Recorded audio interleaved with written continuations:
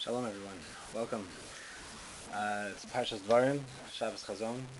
I'd like to share a important idea that I think will hopefully give mechazek us for this upcoming Shabbos and for the upcoming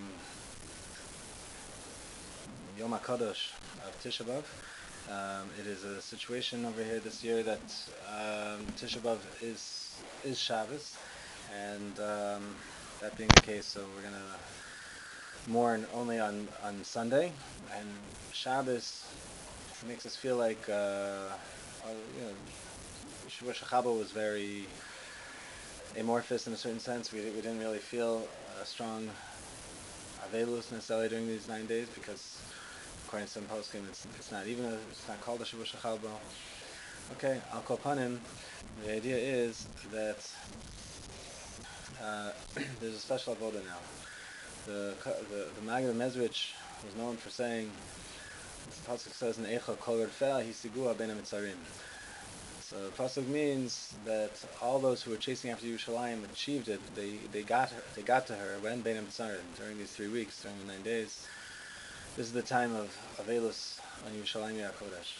But B'derech Hasidus, he explained Kol Radfeh Hisigua Ben HaMitzarim. That Kol Radfeh, all those who chase after it, all those who chase after real ruchnius, Hisigua Ben HaMitzarim. They can achieve that ruchnius during Ben HaMitzarim, because although it's a time of Avelus, it's a time of heart-wrenching, painful mourning, but nevertheless, being in touch with our hearts in that way, it gives us an opportunity to really get close to Hashem Yisbarach, to feel close to Hashem, to make the tikkunim that we need to in our own neshamos, in our own hearts, in our own minds. And Bezus Hashem, hopefully today's shmooze will help contribute to that as well.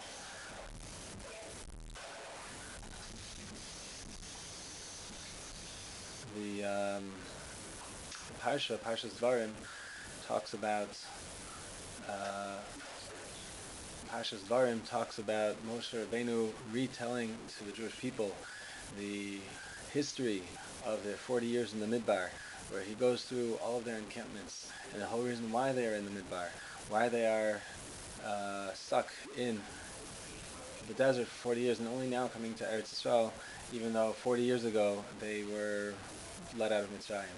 And he recounts the Chet HaMeraglim, and he talks about how the lack of accomplishments in terms of the Jewish people's commitments to Kadosh Baruch Hu's word, and he reminds them that there was a big mistake.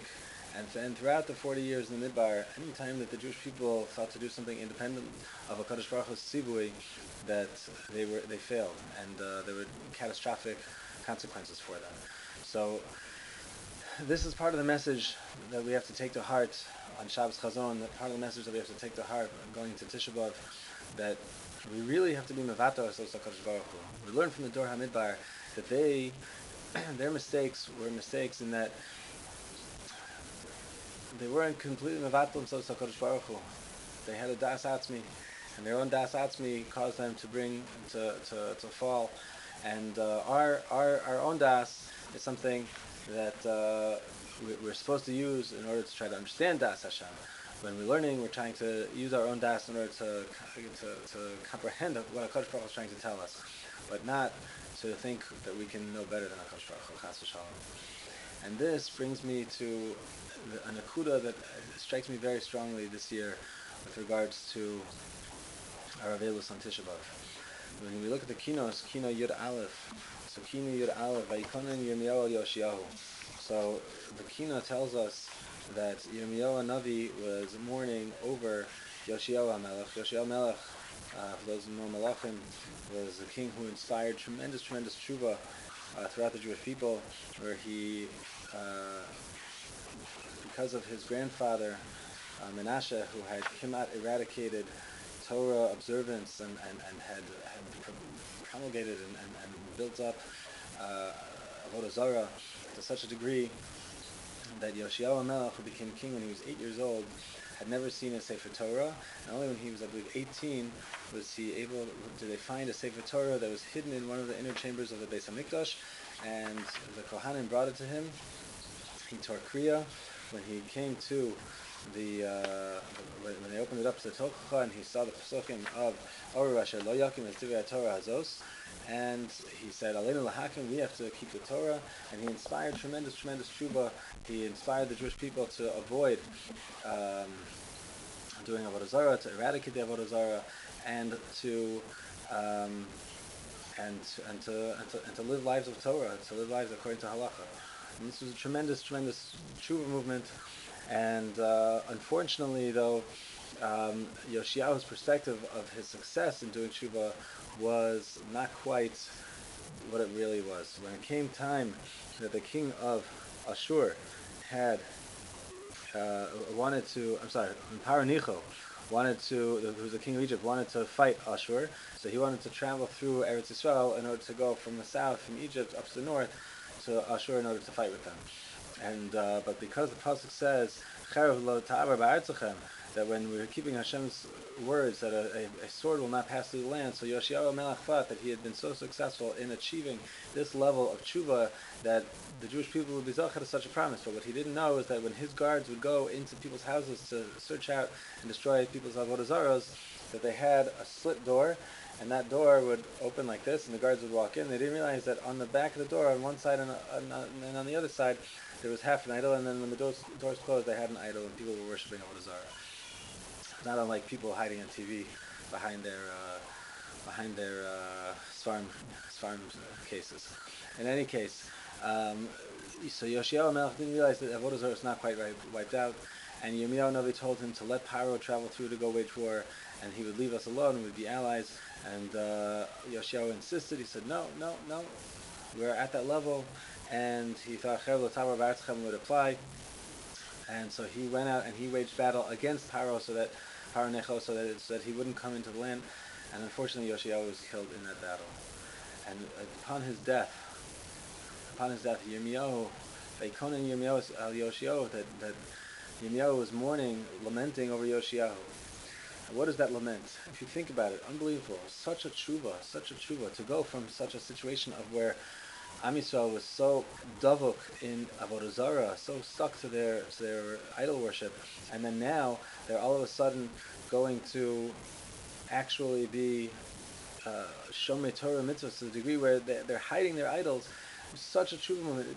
It could have been the ultimate geula. It could have been Yoshiyahu Melech. Could have been the Melech, and everything would have worked right. We would have been it would have been the pinnacle of Jewish history. We would have lived then properly according to HaKadosh Baruch Hu's plan in Eretz Yisrael. No galus, no churban. It would have been great.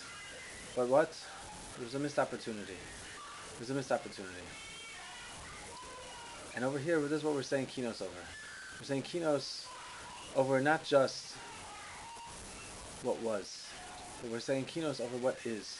We're saying kinos over the churban right now of our own missed opportunities, of our own idealized spirituality, the halavai, if only we could have achieved, if only we could have attained it. We have, the Gemara says that koshla nivna habayis b'yamav kilu nechar b'yamav. That any generation that the Beis HaMikdash wasn't built in this generation is as though it was destroyed in this generation, which means that we're also guilty of a churban habayis. We're also guilty. Why? Because what we are is not what we should be.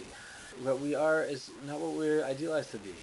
And when we think about what we could be, if only our spiritual dreams could have come true, it would be a different world. It would be a different reality, like Yoshiyahu Melech's reality. It could have been different. And this ties into the etzem theme of Tisha B'Av. And this is what kinos is. Kinos, milashon kinyan, that we have to take this with us. It's acquire something in our soul. It has to change our reality. That we're different people today because of what we're saying. We're different people on Yom Kippur, on Tisha B'Av. And that's part of the difference between Yom Kippur and Tisha B'Av. Because the fast of Yom Kippur, so Reb Shlomo Katz writes in the name of Shlomo Karlbach, he says that on Yom Kippur we do tshuva and we say sorry for all the things we did wrong. But in our heart of hearts, so we think, you know what, all the good things that I did are pretty good. I'm good for that. I made some mistakes, so okay, God will forgive me. But on Tisha B'Av, it's much worse than that. On Tisha B'Av, we don't wear shoes. What do you mean you don't wear shoes? So if you, like Rav Shlomo says, if you were to walk into a bank, you think they'd let you in without shoes? No way. You want to walk into a restaurant, no shoes? No way. You're nobody. Get out of here. On Tisha B'Av, we have no shoes because we're a nobody. Because we realize not only did we do Averos, but our mitzvahs aren't that great either. And we have no right to take any pride in who we are and what we've accomplished, because it really could have been so much more. It really could have been so much greater. And that is our mourning. That is our lamenting. That what are we now? We're nothing. We're nobodies. We're broken. One day a year we feel like this. One day a year to feel like I'm a nobody. Don't worry, it won't hurt your self-esteem that much. But to feel I'm a churban. My Tisha B'Av even isn't what it should be. How many people go through Tisha B'Av, and Tisha B'Av itself is a missed opportunity.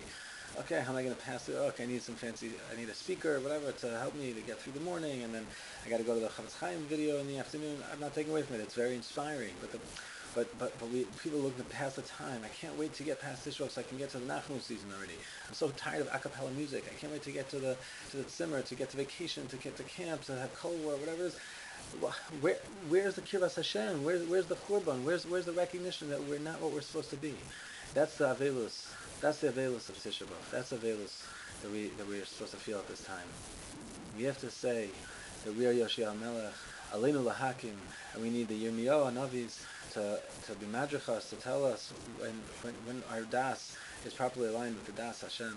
We should be zoche to mevata das HaKadosh Baruch Hu, to do a tshuva shleima, to be misached, Klal Yisrael all together, and use this opportunity to get close to Hashem and bring a geula shleima b'karov b'mhiri amenu amen.